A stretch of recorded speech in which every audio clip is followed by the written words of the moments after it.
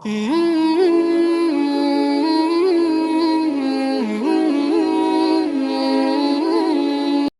Wahabi tanggung, gak usahlah berbuat yang aneh-aneh gitu.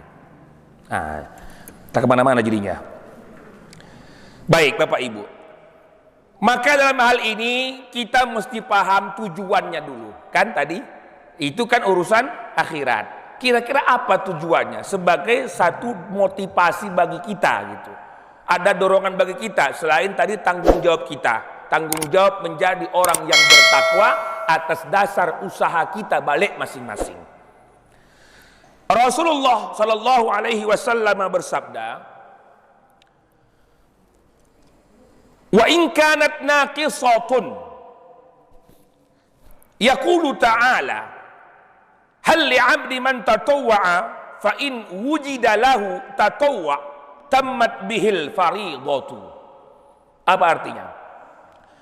Kalau ada ibadah kamu yang sunnah, maka yang sunnah itulah akan melengkapi dari solat atau perkara wajib yang belum lengkap di hadapan Allah Ta'ala. Bapak Ibu yang dirahmati Allah, tadi kita solat kan? Betul? Solat.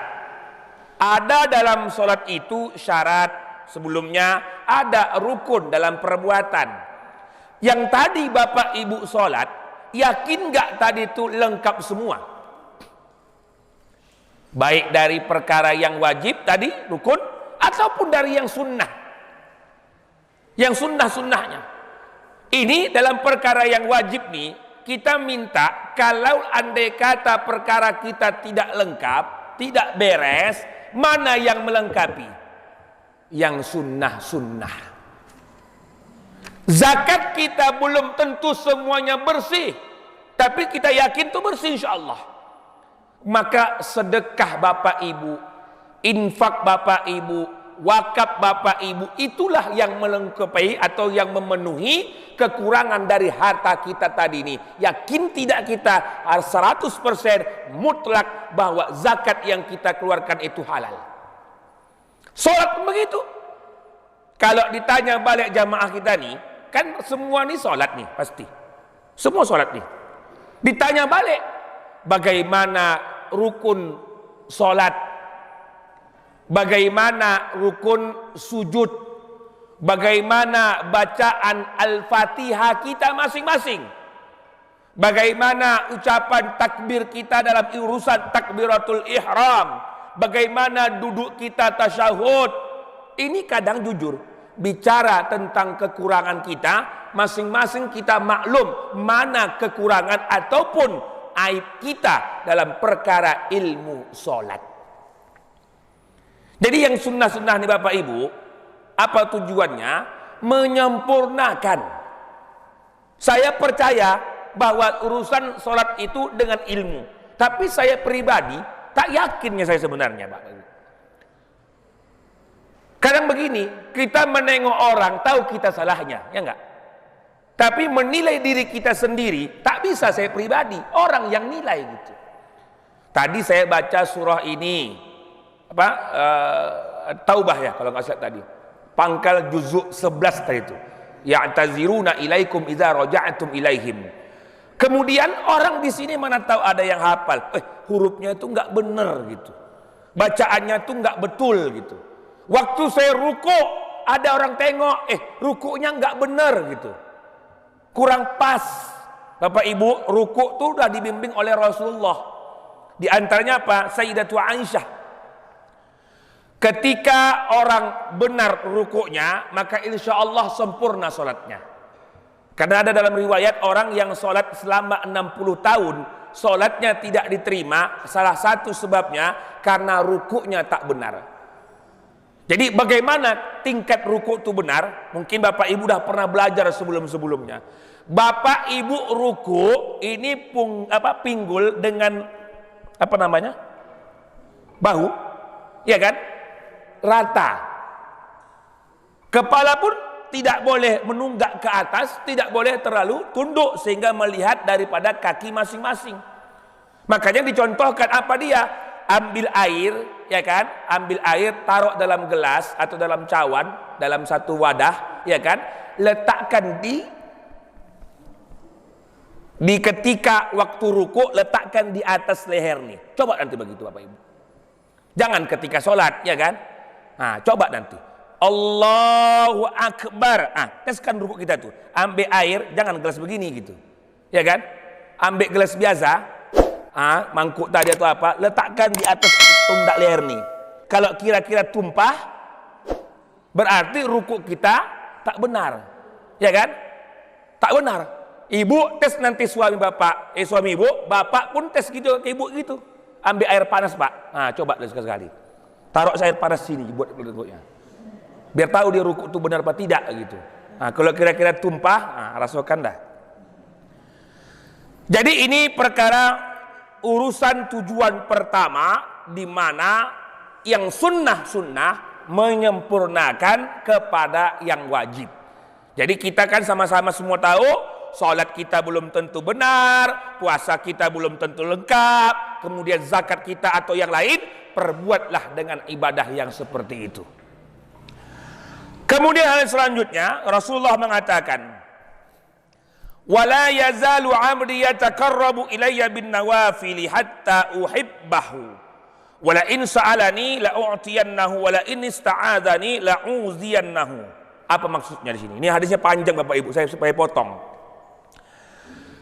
Tidaklah bagi seorang hamba mendekatkan dirinya kepadaku dengan ibadah yang sunnah sampai aku mencintainya. Kalau sudah ia meminta kepadaku, aku akan berikan kepadanya.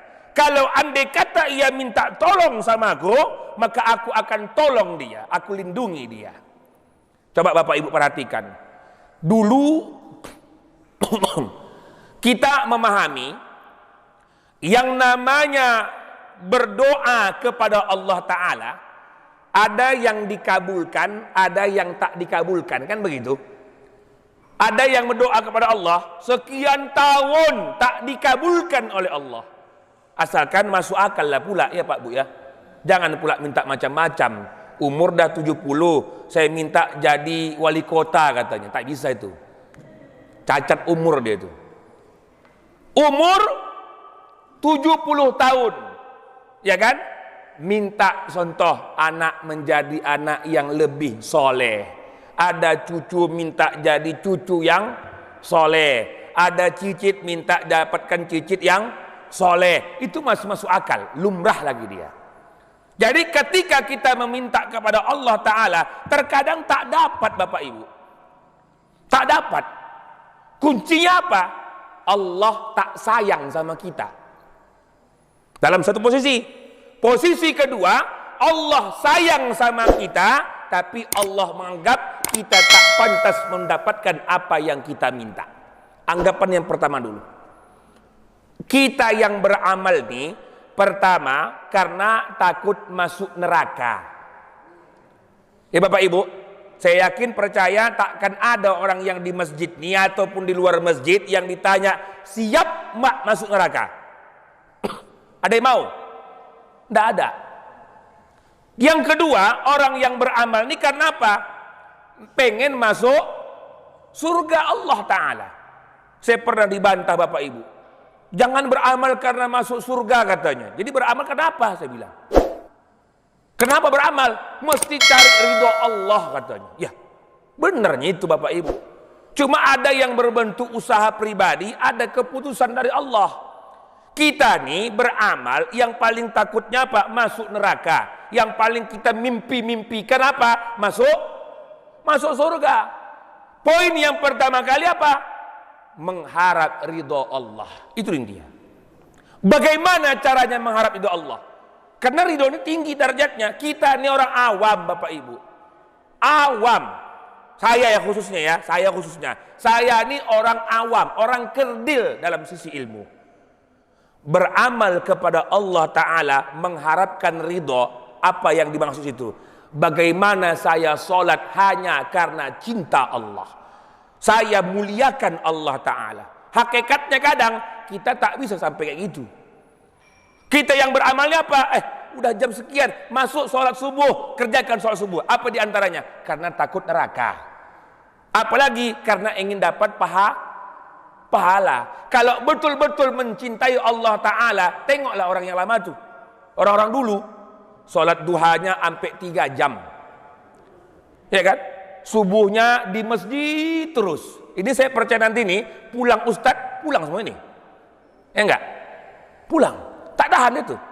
Padahal ada namanya sholat isyraq, ya kan? Atau sholat duha, atau mungkin qiraatul Quran. Ini hari libur nih kan? Hari Minggu ya Pak ya? Undangan udah buka belum? Belum. Gedung-gedung pesta udah buka. Jadi kalau memang tak adanya kegiatan, duduk di rumah Allah Ta'ala. Tak usah pulang-pulang. Apa yang pulang? Kecuali emak-emak lah ya Bu ya. Karena mungkin masa alasannya ya, belanja gitu. Nah, jadi ini satu nikmat yang harus kita pahami. Kalau ingin dapat cinta Allah Ta'ala, kalau ingin doa dikabulkan oleh Allah, banyakkan berbuat yang sunnah-sunnah. Banyakkan. Yang wajib nih Bapak Ibu, sekadar tuntutan sama kita. Saya sampaikan dulu, kita sholat yang dituntut 2 hal. Pertama, benar dengan cara Rasulullah. Kedua apa? Khusyuk dengan amal ibadah tadi. Yang pertama sekarang, tuntutan itu lepas dari Allah Ta'ala. Malaikat dah nyatat, si Fulan udah sholat. Masalah khusyuknya belum tentu kan? Kita sudah sholat, dicatat. Tapi dalam perkara yang sunnah tadi ini, tak merasa dituntut. Apa sebab? Saya bilang tadi, saya tak mengharapkan cinta Allah, saya tak mengharapkan daripada urusan akhirat, saya tak takut rugi, saya tak takut kecewa, saya tak takut dosa. Karena itulah maka orang yang tidak mau mengamalkan ibadah sunnah. Makanya ada satu golongan yang mengajak, yuk berbuat sunnah, yuk berbuat sunnah. Ketika apa? Ketika banyak orang yang sepele dengan pahala ibadah sunnah. Kemudian yang terakhir, ini baru tujuan. Rasulullah SAW berkata, awwalu ma yuhasabu alaihi al-'abdu fil qabri as-shalah. In saluhat saluha sa'iru amalihi wa in fasadat fasada sa'iru amalihi. Intinya apa Bapak Ibu? Kalau Bapak Ibu masuk kubur, mati maksudnya, yang ditanya, apa yang ditanya ibadahnya? Salat.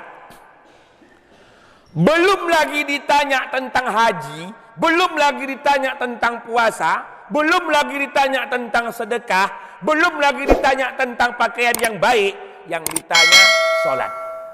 Sholat wajibmu gimana? Gitu. Udah habis sholat wajib, yang ditanya apa dia?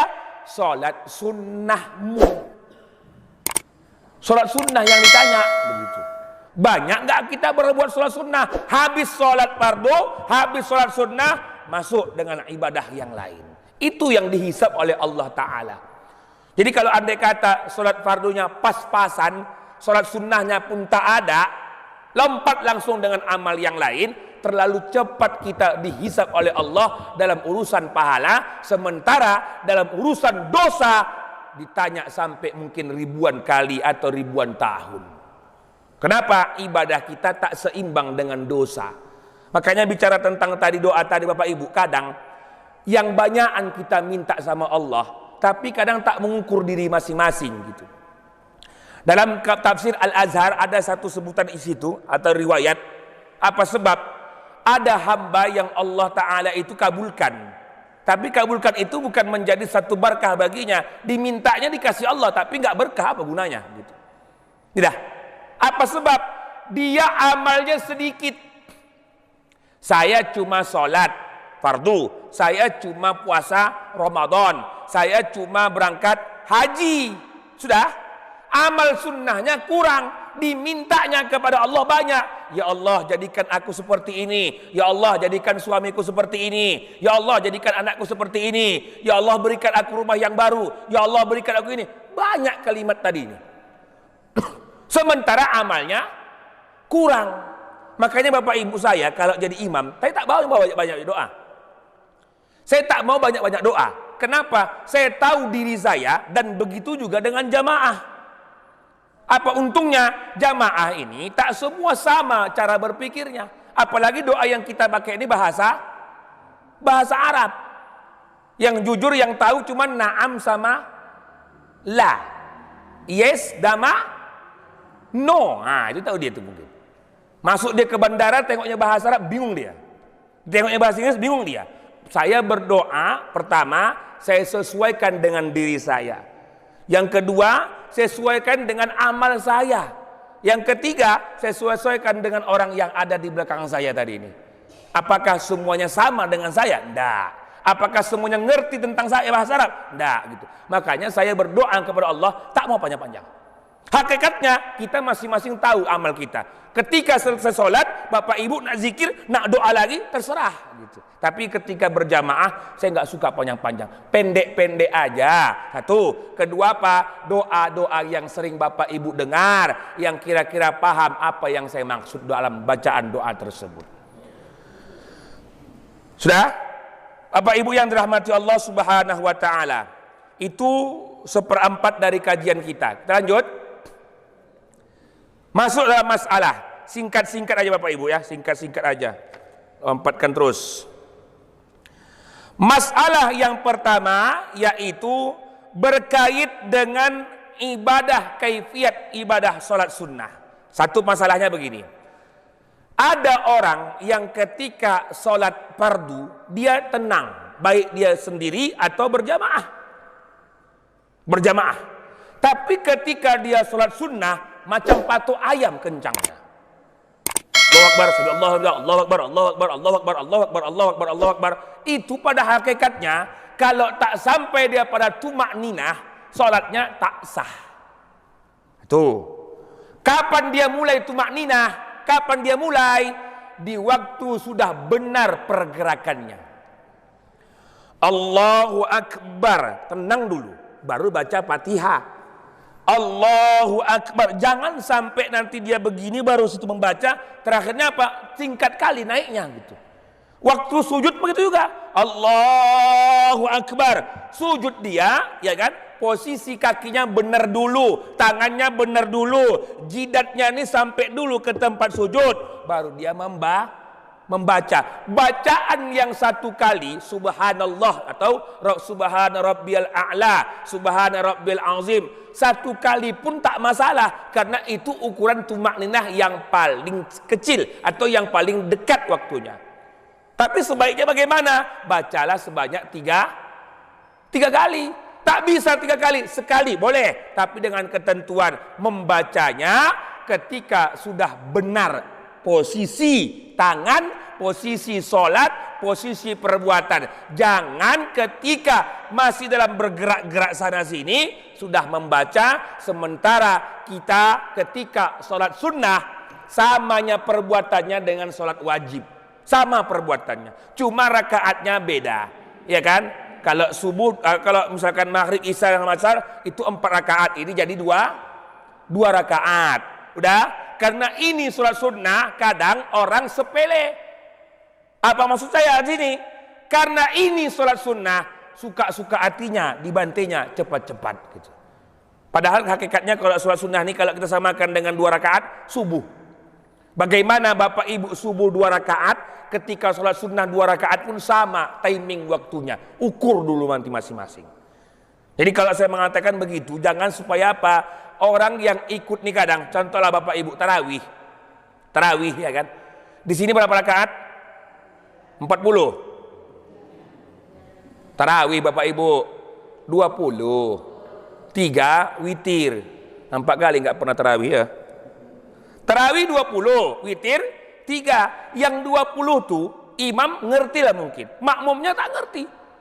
Allahu Akbar, Allahu Akbar, Allahu hamidah gitu kan. Kalau imamnya mesti ngerti karena dia mimpin gitu. Kalau imam yang tak ngerti parah namanya itu. Tapi makmum apa semua ngerti.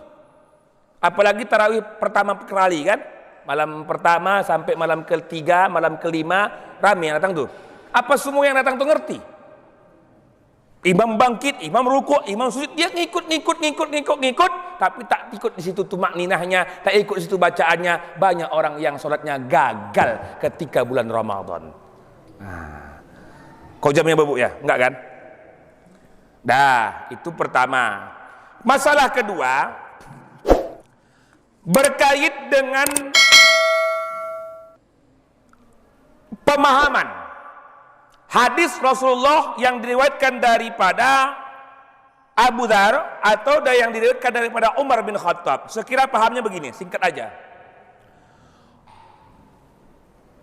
Orang yang ikut mengaji, belajar, menuntut ilmu, strip, taklim lebih afdol dari orang yang sholat sebanyak 1000 rakaat. Pernah dengar tuh? Ikut mengaji ini mengaji tadi kan? Dari jam berapa kita tadi? Dari mulai tengah 6 ya tadi, lebih kurang, tengah 6 kurang, sampai ke jam berapa nanti nih? Jam tengah 7 ya Bu ya? Atau jam 7 lah kita bilangkan. Berapa lama tuh? Setengah jam atau 1 jam gitu. Jadi orang yang ikut mengaji lebih baik daripada orang yang sholat 1000 rakaat. Artinya apa? 1000 rakaat sholat sunnah. Apa manfaatnya? Apa untungnya? Begini. Pernah dengar Bapak Ibu? Orang alim lebih baik daripada orang abid. Orang berilmu lebih baik daripada orang yang rajin ibadah. Pernah dengar? Apa maksudnya itu? Samanya itu kiasnya itu. Maksudnya banyak orang yang karena tak ada ilmunya dia rajin beribadah. Tak ada ilmu tapi rajin ibadah. Kan ada hadis Rasulullah mengatakan apa? Menuntut ilmu itu hukumnya wajib.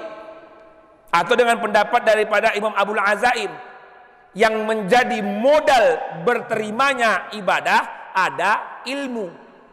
Sampai ada ucapan binatang, manusia itu 2 macam. Yang pertama yang berilmu, yang kedua belajar ilmu.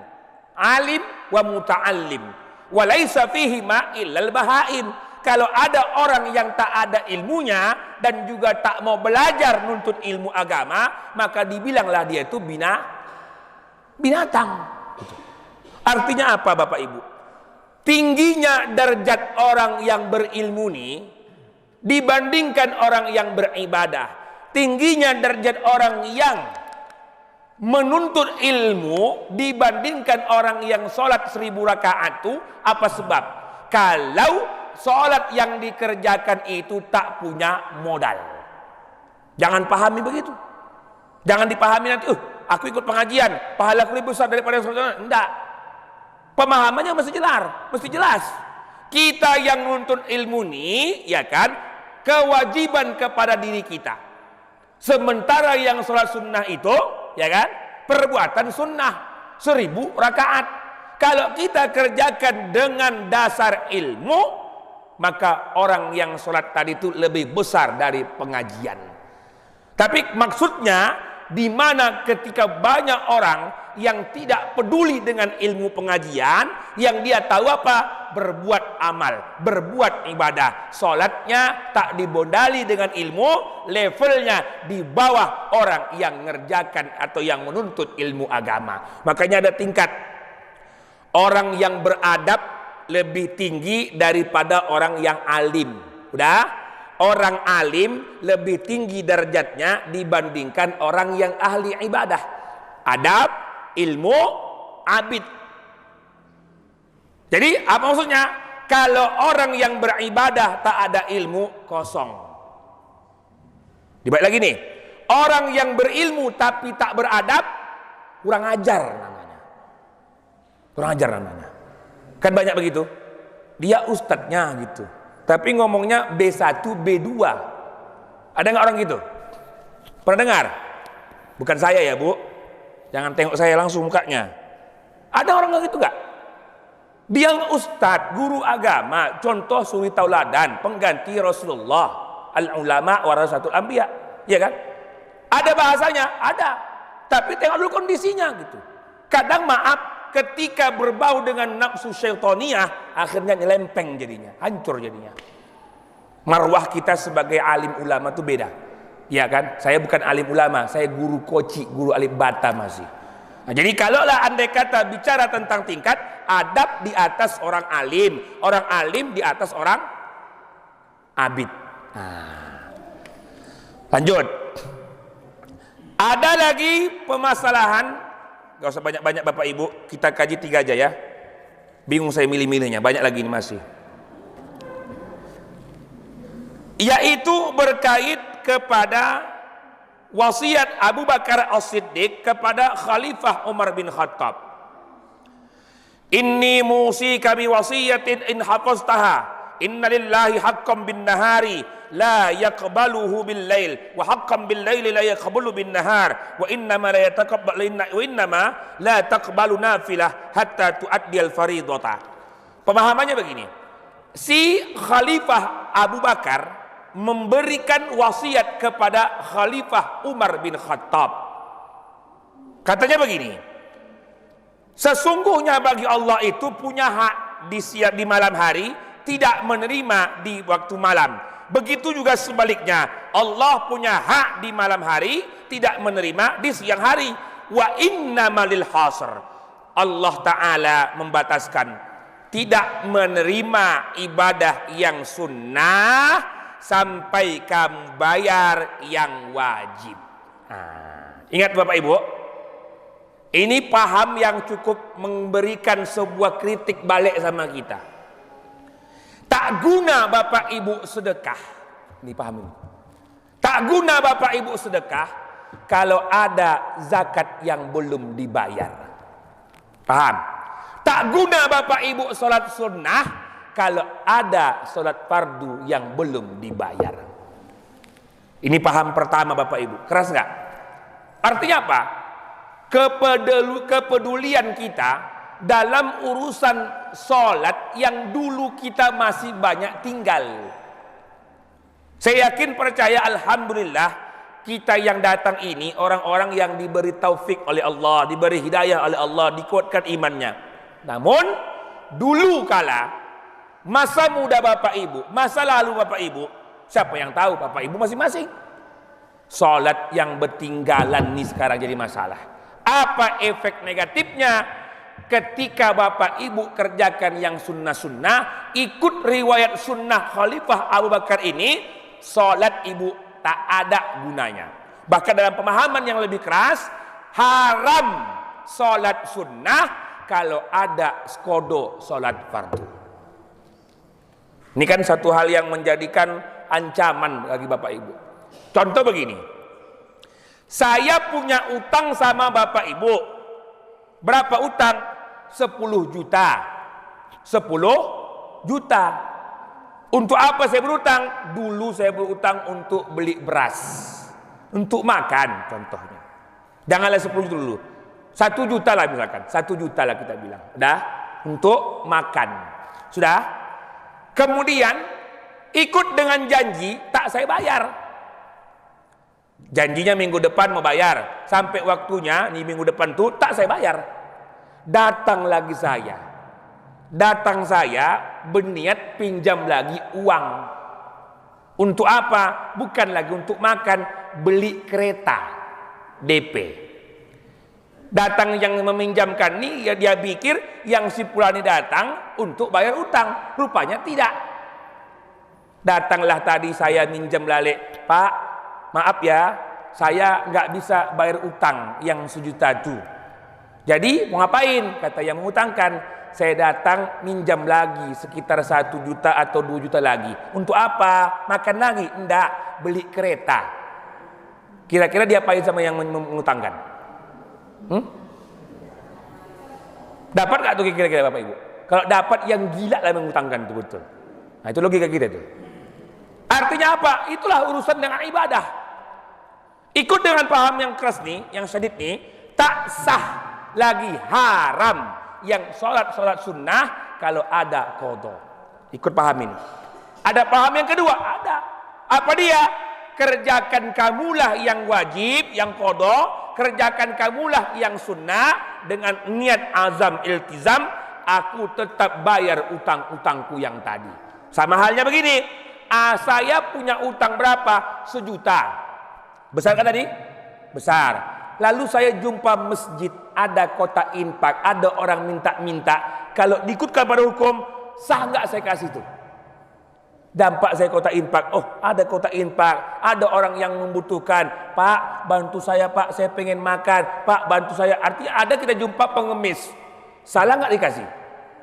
Nggak salah, tapi dengan syarat kalau yang wajib itu berniat utang tadi pasti bakal kubayar. Dengan komitmen seperti itu. Inilah 2 pendapat yang menjadi konsep hukum. Kalau ikut yang pertama tak sah, tak guna, bahkan berdosa. Kalau ikut pendapat kedua, sah dengan ketentuan iltizam berserta azam ingin menyelesaikan hutang-hutang tersebut. Karena kita ini semua Bapak Ibu ada utang, ya kan? Utang yang terlupakan, utang sama Allah, utang sama Allah, ya kan? Kalaupun ada di sini udah haji, ya kan, umroh berulang-ulang kali, pakaiannya udah pakaian macam orang khalifah, tak ada masalah. Tapi kalau dikaji dengan diri pribadi, yakin ada sholat paling tidak sekali yang pernah ia tinggalkan. Kemudian, cukup Bapak Ibu? Ada lagi?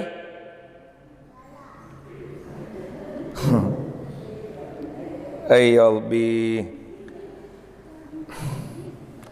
berkait Allah Akbar. Cukup nggak nih Bapak Ibu?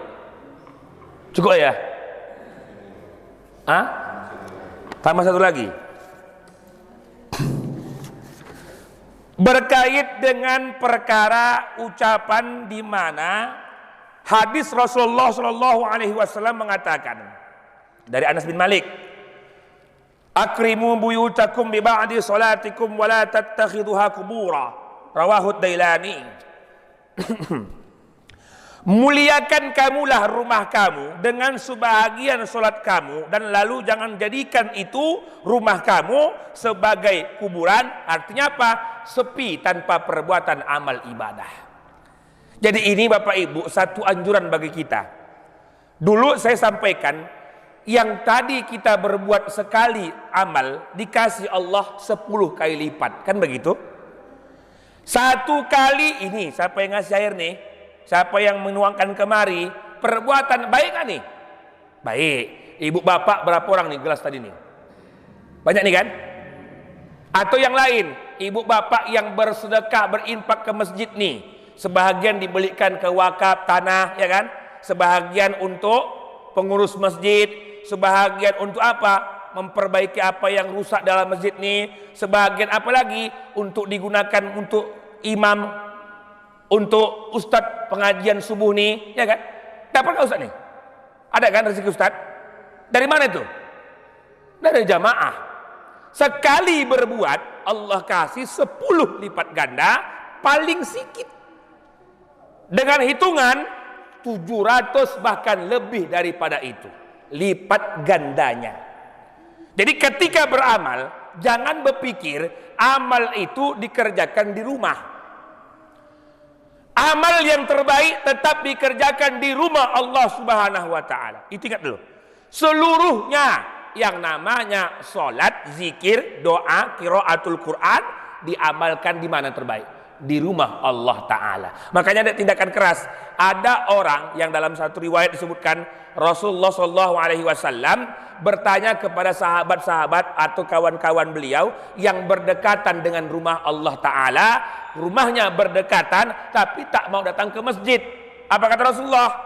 La uhriqanna alaihim buyutahum. Aku bakar rumah mereka. Aku bakar katanya. Ini banyak nggak orang yang berdekatan dengan masjid ini? Ada? Ada nggak yang ke masjid? Ada nggak yang dekat dengan masjid tapi tidak ke masjid? Ada, bakar. Kata Rasulullah gitu, bukan kata saya gitu. Enggak, itu maksudnya apa? Motivasi. Yang salah paham, itu tiba-tiba bakar teroris Ustadz nih katanya pula. Jadi pahamnya di sini bahwa beramal boleh dikerjakan di masjid, boleh dikerjakan di rumah, tapi yang terbaik di rumah Allah. Itu yang pertama. Kemudian isi kamulah solat sunnah di rumah kamu dengan bentuk amal yang lain. tadi kita sholat subuh, ada sholat duha, ada sholat tahajud, ada sholat witir, sholat sunnah yang lain kerjakan di rumah. Jangan salah paham. Ada yang pernah saya dengar begini, kalau azan berkumandang kita masih di rumah, kerjakanlah qobliyah di rumah katanya. Enggak begitu pahamnya. Tetap yang namanya sholat terbaik di masjid. Tapi ada masanya boleh kita kerjakan di rumah, boleh, tidak jadi tuntutan begitu. Tidak jadi tuntutan. Jadi kalau lah bicara tentang masalah jangan jadikan rumah kamu sebagai kuburan, apa artinya? Perbuat amal ibadah.